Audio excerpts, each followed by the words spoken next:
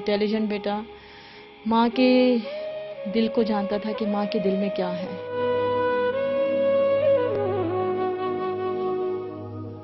शिद्दत गम से निढाल खातून शाहीन बीबी army public school में शहादत का तमगा अपने सीने पर सजाने वाले तालिब इल्म मुबीन शाह की वालदा है, जिनका लख्ते जिगर 16 दिसंबर को दहशतगर्दों की बर्बरियत का निशाना बना था. गमजदा वालदा अपने लख्ते जिगर को याद करके आज भी अफसुर्दगी की तस्वीर बनी हुई है. कहती हैं, जिस बच्चे पर 16 साल मेहनत की थी उसे दहशतगर्दों ने 16 सेकंड में जुदा कर दिया. ये तो ऐसा जख्म है कि ये हम भुला नहीं सकते, क्योंकि ज़ाहिर है औलाद जो होता है वो वजूद का एक हिस्सा होता है. जब आपका बेटा जवान हो जाए, 16 साल को पहुंच जाए और उसकी शहादत में उन जालिमों के हाथों 16 सेकंड भी नहीं लगे, तो उस माँ के लिए ये 3 साल कैसे होंगे.